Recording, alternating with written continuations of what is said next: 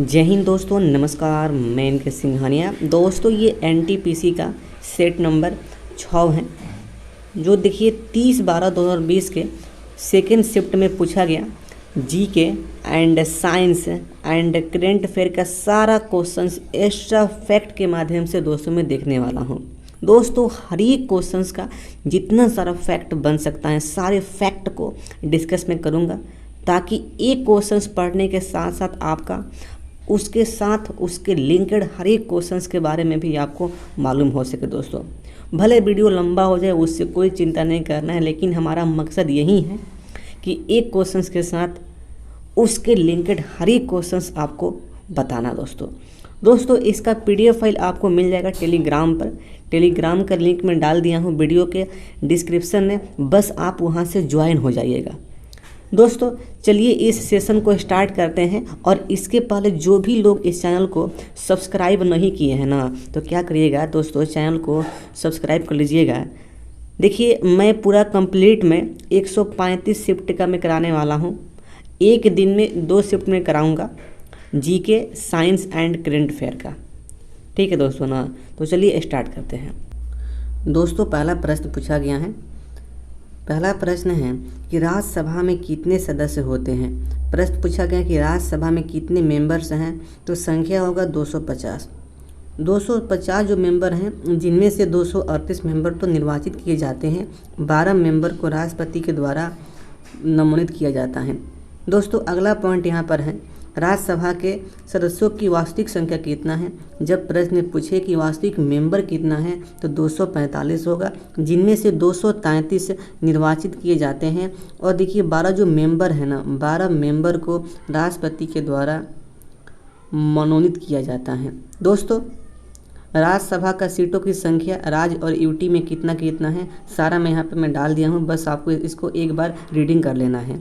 इसको आप रीडिंग कर लीजिएगा। अगला प्रश्न है, विश्व पर्यावरण दिवस 2019 की विषय वस्तु क्या है। यानी कि इस दिवस का थीम पूछा गया है। बहुत इंपॉर्टेंट यह दिवस है दोस्तों। इस दिवस को प्रति वर्ष 5 जून को मनाया जाता है, और इसका जो 2019 में जो थीम था वह एयर पोल्यूशन था। दोस्तों 2019 में होस्ट चाइना किया था। इस दिवस का भी आपको ध्यान रखना है। देखिए दोस्तों इस दिवस से 2 क्वेश्चन पूछता है। एक तो पूछता है इसको कौन कौन दोस्त मतलब कंट्री ने होस्ट किया है, और एक पूछता है दोस्तों कि इसका थीम क्या है। देखिए दोस्तों 2018 में ना इसको होस्ट किया था इंडिया, थीम था बीट प्लास्टिक पोल्यूशन। 2019 में होस्ट किया था चाइना, थीम था एयर पोल्यूशन। 2020 में होस्ट किया था कोलंबिया, देखिए दोस्तों, और इसका जो थीम था जैव विविधता था। 2021 में होस्ट किया था पाकिस्तान, और थीम था इसका इकोलॉजी रीस्टोरिंग। आपको ध्यान रखना है। अगला प्रश्न है, फेसबुक के संस्थापक कौन है। बहुत ही इजी प्रश्न है। यहाँ पे पूछा गया है कि जो फेसबुक है इसका संस्थापक कौन है, तो फेसबुक का संस्थापक है मार्क जुकरबर्ग। दोस्तों फेसबुक का स्थापना हुआ था 2004 में। इस पॉइंट को भी आपको ध्यान रखना है। दोस्तों अगला प्रश्न है कि केल्विन पैमाने पर पानी का हिमांक क्या है। पानी का हिमांक यानी कि जो पानी है किस केल्विन तापमान पर वह बर्फ़ बन जाता है। दोस्तों हिमांक का मतलब होता है बर्फ़ बनना। देखिए दोस्तों बात मैं कर लूँ सेंटीग्रेड में, तो देखिए सेंटीग्रेड में क्या होता है, तो 0 डिग्री सेंटीग्रेड से पानी जो बर्फ़ बनना स्टार्ट हो जाता है। दोस्तों इस प्रकार से केल्विन में पूछा गया है, तो देखिए केल्विन में इसका उत्तर होने वाला है 273.15 केल्विन, यानी कि इस तापमान पर पानी बर्फ़ बन जाता है। अगला प्रश्न, गद्दर पार्टी के सह संस्थापक कौन थे। दोस्तों गद्दर पार्टी का यहाँ पे बात हो रहा है देखिए, और यहाँ पे पूछा गया है कि सह संस्थापक, तो देखिए दोस्तों इस ऑप्शन के अनुसार ना सह संस्थापक हरदयाल थे। दोस्तों गद्दर पार्टी का स्थापना अमेरिका के सैन फ्रांसिस्को में किया गया था 1913 में। गद्दर पार्टी के संस्थापक कौन थे, तो सरदार सोहन सिंह भाकना। और देखिए दोस्तों सह संस्थापक में आपको ध्यान रखना है हरदयाल सिंह थे। अगला प्रश्न, दोस्तों मैं हर एक क्वेश्चंस का जितना सारा फैक्ट हो सकता है सारे फैक्ट को मैं डिस्कस में कर रहा हूँ। अगला प्रश्न है कि भारत के संविधान के किस भाग में भारत के नागरिकों के मौलिक अधिकार मौजूद हैं। दोस्तों यहाँ पे बात हो रहा है कि भारत के संविधान के किस भाग में मौलिक अधिकार का उल्लेख है। दोस्तों मौलिक अधिकार का जो उल्लेख है भाग नंबर 3 में। अब देखिए दोस्तों भाग नंबर 3 में आर्टिकल 12 से लेकर आर्टिकल 35 तक मौलिक अधिकार का उल्लेख है। दोस्तों इस प्रकार से इसका जो उत्तर होने वाला है ऑप्शन नंबर 1। दोस्तों देखिए यहाँ पे बात हो रहा है मौलिक अधिकार का। दोस्तों मौलिक अधिकार की संख्या मूल संविधान में 7 था, लेकिन अभी वर्तमान टाइम में इसका संख्या 6 हो गया। तो भाई एक कहाँ गया? देखिए दोस्तों आप ध्यान रखेंगे कि देखिए जो एक जो था ना, यानी कि जो संपत्ति का जो अधिकार था, इसको मौलिक अधिकार से हटा दिया गया है 48वां संविधान संशोधन 1978 के तहत। दोस्तों अब इसे संवैधानिक अधिकार बना दिया गया है। दोस्तों इसका उल्लेख अब किया गया है 300A आर्टिकल में, आपको ध्यान रखना है। देखिए दोस्तों एक प्रश्न यहाँ से और पूछता है कि मूल मौलिक अधिकार में जो संपत्ति का अधिकार था, इसका संविधान के किस आर्टिकल में उल्लेख था? देखिए दोस्तों इसका उल्लेख था आर्टिकल नंबर 31 में। दोस्तों एक और पॉइंट आपको ध्यान रखना है कि भारतीय संविधान के पितामह भीमराव अंबेडकर ने किस आर्टिकल को भारतीय संविधान की आत्मा कहे थे? तो वह आर्टिकल नंबर 32 था। इस पॉइंट को भी आपको ध्यान रखना है। देखिए दोस्तों एक पॉइंट और आपको ध्यान रखना है कि यदि आपके मौलिक अधिकार का हनन होता है तो आप किस आर्टिकल के तहत आप सुप्रीम कोर्ट में जा सकते हैं? तो वह आर्टिकल नंबर 32 है। आपको सुप्रीम कोर्ट में जाना है तो आर्टिकल नंबर 32 के तहत, यदि आपको हाई कोर्ट में जाना है तो दोस्तों आर्टिकल नंबर 223 के तहत आपको जाना होगा। दोस्तों अगला प्रश्न है, निम्न में से भूतपूर्व आंध्र प्रदेश का शास्त्रीय नृत्य कौन सा है? प्रश्न है कि शास्त्रीय नृत्य आंध्र प्रदेश का कौन है निम्न ऑप्शन में से? तो कुचिपुड़ी। दोस्तों शास्त्रीय नृत्य की संख्या टोटल 8 है। अब देखिए 8 कौन कौन सा है आपको हम बता रहे हैं। उत्तर भारत का कथक है, मणिपुर का मणिपुरी, उड़ीसा का ओडिसी, असम का शास्त्रीय, आंध्र प्रदेश का कुचिपुड़ी, तमिलनाडु का भरतनाट्यम, केरल का कथकली, मोहिनी अट्टम। दोस्तों इस प्रकार से शास्त्रीय नृत्य का जो संख्या है वह 8 है। दोस्तों यदि आपसे पूछ दिया जाए कि शास्त्रीय भाषा की संख्या कितना है तो आपको ध्यान रखना है 6 है। अगला प्रश्न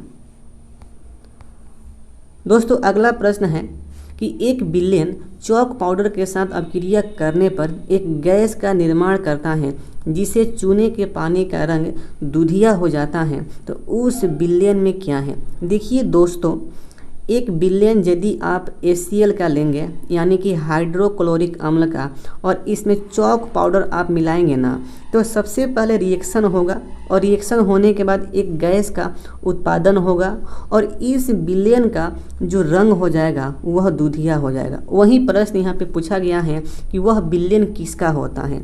दोस्तों वह जो बिलियन होता है वह बिलियन HCl का होता है, यानी कि हाइड्रोक्लोरिक अम्ल का होता है। इस पॉइंट्स को दिमाग में डाल लीजिएगा। अगला प्रश्न, मीथेन का प्रतीक क्या है? दोस्तों मीथेन का बात हो रहा है तो मीथेन का जो प्रतीक होता है ना वह CH4 होता है। दोस्तों मीथेन को मार्स गैस के नाम से भी जाना जाता है। दोस्तों यहाँ पे बात हो रहा है मीथेन का, तो हल्का सा मैं डिस्कस में कर लेता हूँ हाइड्रोकार्बन का। हाइड्रोकार्बन ऐसा कंपाउंड होता है जिसमें हाइड्रोजन और कार्बन से बने हुए कंपाउंड होते हैं। हाइड्रोकार्बन 2 प्रकार के होते हैं, एक को कहा जाता है संतृप्त हाइड्रोकार्बन और एक को कहा जाता है असंतृप्त हाइड्रोकार्बन।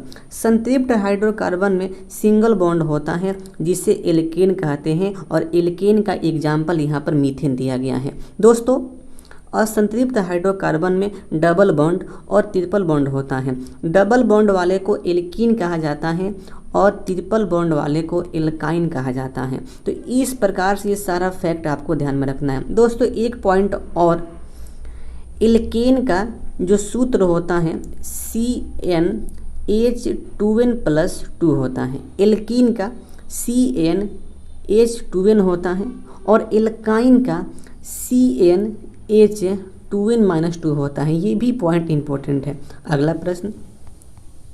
अगला प्रश्न यहाँ पे पूछा गया है कि ISFR रिपोर्ट 2019 के अनुसार भारत का कुल वन क्षेत्र कितना है। दोस्तों प्रश्न पूछा गया है कि ISFR रिपोर्ट 2019 के अनुसार भारत का कुल वन क्षेत्र कितना है। देखिए दोस्तों, इस ऑप्शन के अनुसार यहाँ पे हो जाएगा देश के कुल भौगोलिक क्षेत्र का 21.67%। ठीक है, इस पॉइंट को दिमाग में ऐड कर लीजिएगा क्योंकि इससे प्रश्न बन जाता है एग्जाम में। देखिए दोस्तों, वन की रिपोर्ट जो है प्रति 2 साल के अंतर्गत जारी करती है एक संस्था है, जिस संस्था का नाम है ISFR। इसका फुल फॉर्म होता है इंडियन स्टेट फॉरेस्ट रिपोर्ट होता है। दोस्तों इसकी जो आंकड़ा में यहाँ पे दिया गया है 2019 का, इस आंकड़े को दोस्तों आप अपने माइंड में डाल लीजिएगा। ठीक है ना। देखिए इस आंकड़े में से कौन कौन आंकड़ा इंपॉर्टेंट है। एक तो ये आंकड़ा इंपॉर्टेंट है और इस आंकड़ा को पूछा गया था, और एक और यहाँ पे इंपॉर्टेंट है ये इंक्रीज वाला, ये भी इम्पोर्टेंट है। ये तीनों आंकड़ा को एकदम अपने माइंड में डाल लीजिएगा। दोस्तों उसके बाद वनों की स्थिति, सर्वाधिक वन वाले प्रतिशत वाले कौन राज्य हैं, तो टॉप पर मिजोरम आएगा जहां पर 85.41% है। सबसे अधिक वन क्षेत्र वाला राज्य कौन सा है, तो टॉप पर आएगा MP आएगा।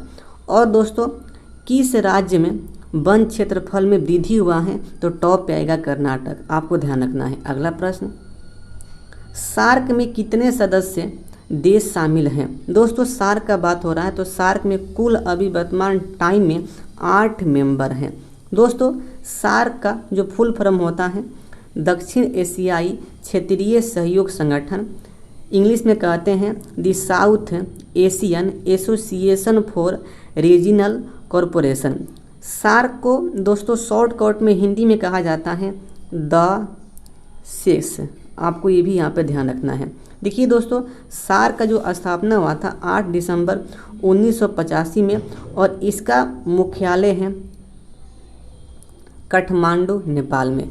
दोस्तों एक पॉइंट और यहाँ पे ध्यान रखना है कि सार्क की स्थापना के समय टोटल 7 कंट्री थे, बांग्लादेश, भूटान, भारत, मालदीव, नेपाल, पाकिस्तान, श्रीलंका।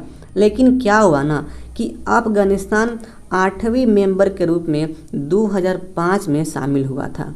अगला प्रश्न, दोस्तों अगला प्रश्न पूछा गया है कि भारत का सबसे नया नवीकरणीय ऊर्जा संयंत्र कौन सा है, एकदम न्यू।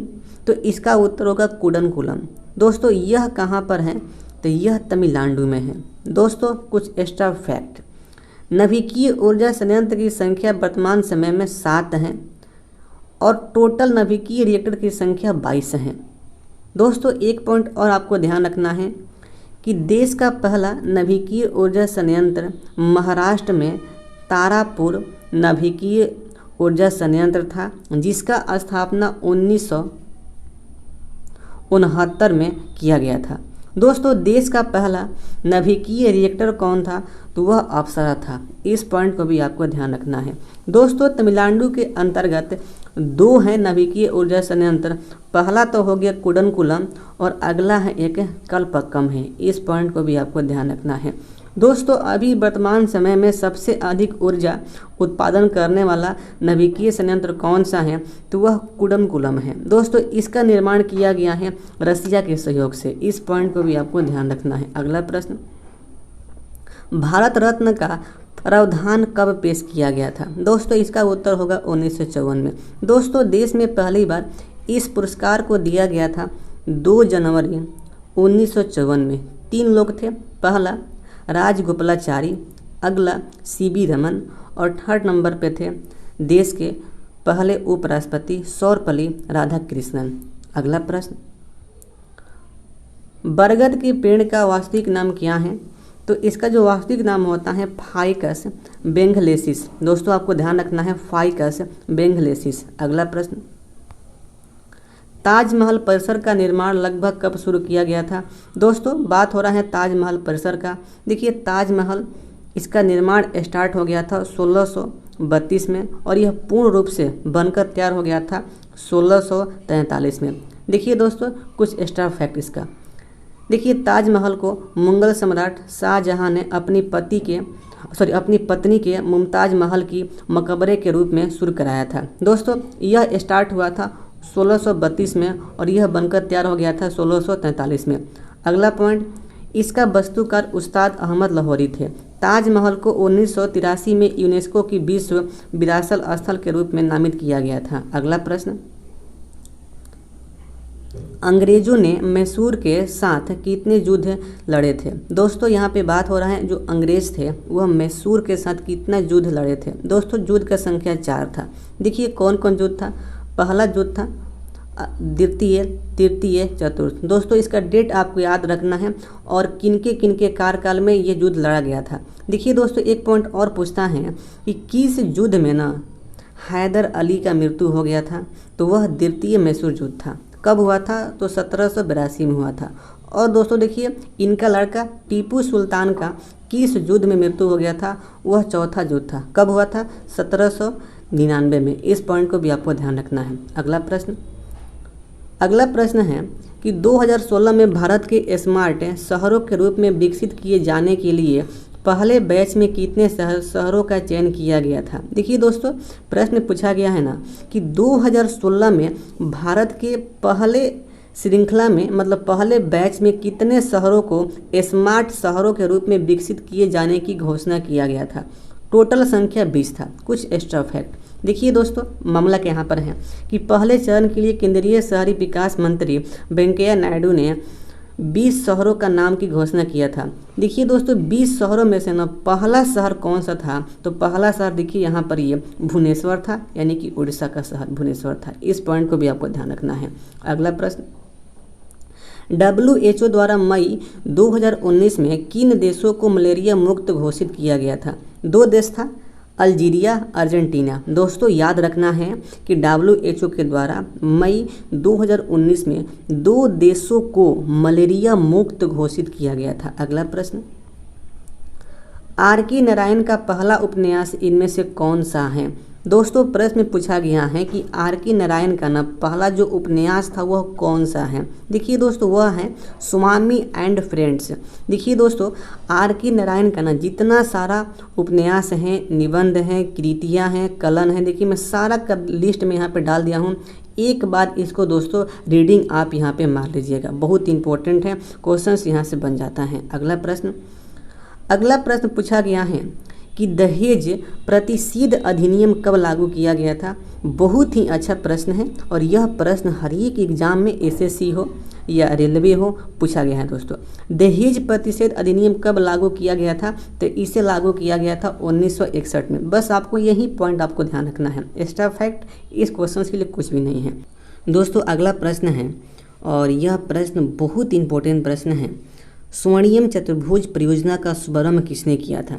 दोस्तों इस प्रश्न में पूरा फैक्ट मैं डाला हूँ क्योंकि यह प्रश्न से बहुत सारा फैक्ट निकलता है और बहुत सारे फैक्ट से क्वेश्चंस भी पूछा जाता है। स्वर्णिम चतुर्भुज परियोजना का शुभारंभ किसने किया था। देखिए दोस्तों इस प्रश्न का जो उत्तर होगा अटल बिहारी वाजपेयी, एकदम राइट उत्तर है। चलिए इसके पूरे फैक्ट को यहाँ पे देखते हैं। दोस्तों इस परियोजना को गोल्डन चतुर्भुज परियोजना के नाम से जानते हैं। इस परियोजना को स्टार्ट किया गया था 2001 में। आपको ध्यान रखना है, यानी कि आधिकारिक तौर पर यह परियोजना स्टार्ट हुआ था 2001 में, उस समय के प्रधानमंत्री अटल बिहारी वाजपेयी के द्वारा। दोस्तों यह जो परियोजना है ना सबसे बड़े राजमार्ग महत्वाकांक्षी परियोजना है। दोस्तों आपको ध्यान रखना है कि इस परियोजना के तहत 4 महानगरों को राष्ट्रीय राजमार्ग से जोड़ने वाला यह परियोजना है। दोस्तों यह जो परियोजना है भारत की सबसे बड़ी और विश्व की 5वीं सबसे बड़ी राजमार्ग परियोजना है। दोस्तों यह जो परियोजना है ना 2012 में पूर्ण रूप से पूरा हो गया था। देखिए दोस्तों इसका मुख्य उद्देश्य वही है कि 4 महानगरों को राष्ट्रीय राजमार्ग से अटैच करना, जोड़ना। दोस्तों एक पॉइंट और यहाँ पे पूछ देता है कि भाई कौन कौन। देखिए दिल्ली, मुंबई, चेन्नई, कोलकाता, आपको मैप के सहारे मैं बताने वाला हूँ। देखिए दोस्तों इसका जो लंबाई है ना 5846 5846 इसका लंबाई है, लंबाई इम्पोर्टेंट है, ये पूछता है। यह जो परियोजना है टोटल 13 राज्यों से होकर गुजरता है। इस पॉइंट को भी आपको ध्यान रखना है। देखिए दोस्तों, अब मैं आता हूँ मैप पर। देखिए ये हमारा मैप हो गया, ये मैप हो गया। देखिए 4 महानगरों को यह परियोजना अटैच करता है। देखिए यहाँ से ये मुंबई से होते हुए दिल्ली, और दिल्ली से होते हुए कोलकाता, और ये कोलकाता से होते हुए चेन्नई, और चेन्नई से होते हुए मुंबई।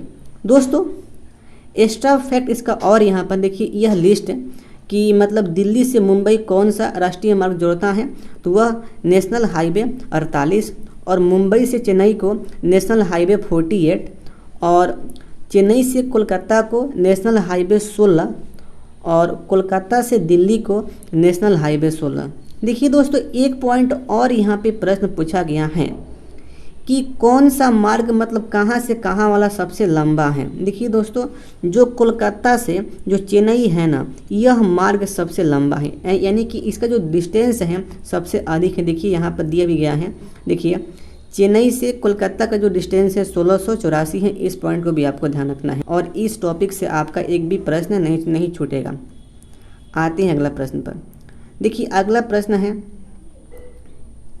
व्यपगत का सिद्धांत नीति किसने तैयार किया था। दोस्तों इस सिद्धांत को कहा जाता है हड़पने की नीति, तो यह तैयार किया था लॉर्ड डलहौजी। अगला प्रश्न दोस्तों, अगला प्रश्न है कि सेवा क्षेत्र किस अर्थव्यवस्था के डैश का एक हिस्सा है।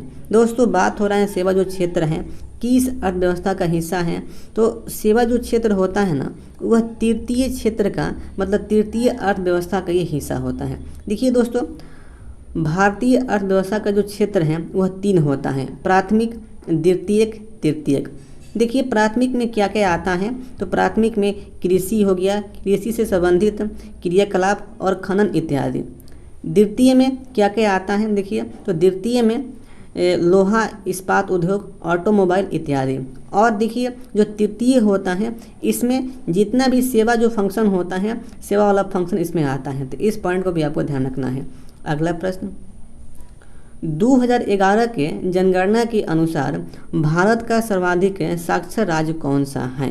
देखिए दोस्तों, प्रश्न पूछा गया है ना कि 2011 में जो जनगणना हुआ था उसके अनुसार भारत का सर्वाधिक साक्षर राज्य कौन सा है, तो वह केरला है। आपको ध्यान रखना है। सबसे कम कौन सा राज्य है, तो बी से बिहार। ठीक है। अगला प्रश्न, अगला प्रश्न पूछा गया है कि 1931 में निम्नलिखित में से कौन इंडियन नेशनल कांग्रेस के अध्यक्ष थे। देखिए दोस्तों, यहाँ पे बात हो रहा है कि भारतीय राष्ट्रीय कांग्रेस के अध्यक्ष 1931 में कौन थे। देखिए दोस्तों, भारतीय राष्ट्रीय कांग्रेस का जो अधिवेशन हुआ था 1931 में, यह हुआ था कराची में, और इस समय जो अध्यक्ष थे वह वल्लभ भाई पटेल थे। आपको ध्यान रखना है। दोस्तों अगला प्रश्न है, भारतीय राष्ट्रीय कांग्रेस का पहला अधिवेशन कब आयोजित किया गया था। दोस्तों प्रश्न पूछा गया कि भारतीय राष्ट्रीय कांग्रेस का पहला अधिवेशन कब हुआ था, तो यह हुआ था दिसंबर 1885 में।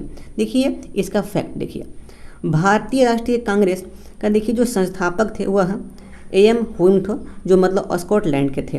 देखिए दोस्तों, भारतीय राष्ट्रीय कांग्रेस का नाम 1885 के पहले इसका नाम क्या था, तो इसका नाम था भारतीय राष्ट्रीय संघ। आपको ध्यान रखना है। पहला अधिवेशन हुआ था, प्रथम अधिवेशन बम्बई में हुआ था 1885 में। और देखिए पहला अधिवेशन का जो अध्यक्ष थे कौन थे, बोमेश चंद्र बनर्जी थे। दोस्तों इस समय वसराय कौन थे, तो लॉर्ड डफरिन थे। देखिए दोस्तों, ये भी एक फैक्ट बहुत इम्पोर्टेंट है कि भारतीय राष्ट्रीय संघ से भारतीय राष्ट्रीय कांग्रेस का नाम जो है सुझाव किसने दिया था, तो वह दिए थे दादा भाई नौरोजी। दोस्तों अगला पॉइंट आप ध्यान रखिएगा कि पहले यह अधिवेशन पुणे में आयोजित होने वाला था, लेकिन वहाँ अकाल के कारण बम्बई में हुआ। ठीक है दोस्तों ना। अब देखिए इसके बाद एक पॉइंट एक और यहाँ पर है कि हिंदू पत्रिका में 5 दिसंबर 1885 को इसके स्थापना की घोषणा की गई थी। यानी कि यहाँ पे कहा जा रहा है कि जो भारतीय राष्ट्रीय कांग्रेस की जो स्थापना हुआ था दोस्तों, वह 5 दिसंबर 1885 में हुआ था। आते हैं अगला पॉइंट पर। देखिए दोस्तों, अगला जो प्रश्न यहाँ पर है कि बेटी बचाओ बेटी पढ़ाओ जो योजना है किस वर्ष स्टार्ट किया गया था। दोस्तों इस योजना को स्टार्ट किया गया था 2015 में पीएम मोदी के माध्यम से। देखो दोस्तों 22 जनवरी 2015 में पानीपत हरियाणा से पीएम मोदी के द्वारा इस योजना को स्टार्ट किया गया था। अगला प्रश्न, कोशिका की खोज किसने की थी? दोस्तों प्रश्न पूछा गया कि जो कोशिका है ना, कोशिका की खोज किसने किया था? तो कोशिका का खोज किए थे रॉबर्ट हुक 1665 ईस्वी में। दोस्तों यह जो कोशिका था यह मृत कोशिका था, इस पॉइंट को भी आपको ध्यान रखना है। अगला प्रश्न, दोस्तों अगला प्रश्न है कि नोबेल पुरस्कार की कितनी श्रेणियां होती हैं? नोबेल पुरस्कार की कितनी श्रेणियां होती हैं? तो इसका उत्तर होगा 6। देखिए दोस्तों नोबेल पुरस्कार जो स्टार्ट हुआ था ये 1901 में स्टार्ट हुआ था, लेकिन इस समय ना टोटल 5 क्षेत्र में नोबेल पुरस्कार को दिया जाता था, लेकिन 1969 में एक छठवां क्षेत्र हो गया, अर्थशास्त्र में पहला नोबेल पुरस्कार दिया गया। ठीक है दोस्तों, तो इस प्रकार से अभी वर्तमान टाइम में नोबेल पुरस्कार की कितना श्रेणियां हैं यानी कि कितना क्षेत्र हैं, तो वह 6 हैं। अगला प्रश्न, दोस्तों अगला प्रश्न है कि 2020 में संयुक्त राष्ट्र सुरक्षा परिषद में दुनिया के कितने देशों के पास वीटो शक्ति है? दोस्तों यहाँ पे प्रश्न में पूछा जा रहा है कि यूनाइटेड नेशन सिक्योरिटी काउंसिल में ना कितने देश हैं जो अस्थाई मेंबर हैं और उसके पास वीटो शक्ति है? दोस्तों 5 हैं। भाई कौन कौन है आप ध्यान रखिएगा। अमेरिका है, फ्रांस है, रसिया है, चाइना है और आपका यूके हो गया यानी कि ब्रिटेन हो गया। दोस्तों इसके अलावा 10 अस्थाई मेंबर हैं और जो इंडिया है अभी 2021 में 8वीं बार अस्थाई मेंबर बना है इंडोनेशिया के स्थान पर। इस पॉइंट को भी आपको ध्यान रखना है। अगला प्रश्न, 2021 में ग्रीष्मकालीन ओलंपिक खेल कहाँ आयोजित किए जाएंगे? देखिए दोस्तों अब ये तो हो गया है 21 वाला, देखिए ये हुआ है टोक्यो जापान में। देखिए दोस्तों आपको ध्यान रखना है कि अब अगला 2024 में कहाँ होगा, तो ये फ्रांस पेरिस में होगा और अगला 2028 में यह लॉस एंजल अमेरिका में होने वाला है और अगला 2032 में ये ऑस्ट्रेलिया के अंतर्गत होने वाला है। इस पॉइंट को भी आपको ध्यान रखना है। अगला प्रश्न, भारत का पहला उपग्रह आर्यभट्ट अंतरिक्ष यान कब प्रक्षेपित किया गया था? देखिए दोस्तों यहाँ पे प्रश्न पूछा गया कि भारत का पहला जो सैटेलाइट है उसका नाम आर्यभट्ट था, इसको कब प्रक्षेपित किया गया था? दोस्तों इसको किया गया था 19 अप्रैल 1975 में रसिया के सहयोग से, आपको ध्यान रखना है। अगला प्रश्न, दोस्तों अगला प्रश्न है कोलेरू झील किस भारतीय राज्य में स्थित है? दोस्तों बहुत इंपॉर्टेंट प्रश्न है। जो कोलेरू जो झील है ना यह कहाँ पर स्थित है? दोस्तों यह आंध्र प्रदेश में है। इस पॉइंट को भी आपको ध्यान रखना है। अगला प्रश्न है भारतीय अंतरिक्ष अनुसंधान समिति का गठन कब किया गया था? दोस्तों प्रश्न पूछा गया कि भारतीय अंतरिक्ष अनुसंधान समिति का गठन कब किया गया था? दोस्तों इस समिति का गठन किया गया था, आपको ध्यान दोस्तों रखना है, विक्रम साराभाई के द्वारा 1972 में। इस पॉइंट को भी आपको दिमाग में ऐड रखना है। दोस्तों जब ये समिति का यहाँ पे स्थापना हो गया तो उसके बाद फाइनली देखिए 15 अगस्त 1969 में इसरो का भी स्थापना हो जाता है। अगला प्रश्न, निम्नलिखित में से किस राज्य ने महिला उन्मुखी समुदाय आधारित गरीबी उन्मूलन कार्यक्रम कुटुंबाश्री को लागू किया है? देखिए दोस्तों प्रश्न पूछा गया है कि कुटुंबाश्री जो योजना है ना, इस योजना को कौन से राज्य ने स्टार्ट किया है महिलाओं के लिए? तो इसको स्टार्ट किया है केरल ने, आपको ध्यान रखना है। अगला प्रश्न, बल की एसआई मात्रक क्या है? दोस्तों बात हो रहा है बल यानी कि फोर्स का, तो फोर्स का जो एसआई मात्रक होता है वह न्यूटन होता है। दोस्तों फोर्स का सीजीएस मात्रक क्या होगा? तो वह डाइन होता है, आपको ध्यान रखना है। दोस्तों देखिए 1 न्यूटन में 10⁻7 डाइन होता है। इस पॉइंट को भी आप ध्यान रखिएगा। दोस्तों हम लोग इस प्रकार से इस सेट को पूरा कंप्लीट कर लिए हैं और इस सेट में जितना सारा क्वेश्चंस यहाँ पर था जीके का, साइंस का और ये करेंट अफेयर का, दोस्तों सारे प्रश्न को एक्स्ट्रा फैक्ट के सहारे एकदम विस्तार से डिस्कस कर लिए हैं। दोस्त बताएं कि आपको ये हमारा सेशन कैसा लगा। तो दोस्तों चलिए बस आज के लिए इतना ही, फिर मैं मिलता हूँ अगले सेट में। जय हिंद, वंदे मातरम।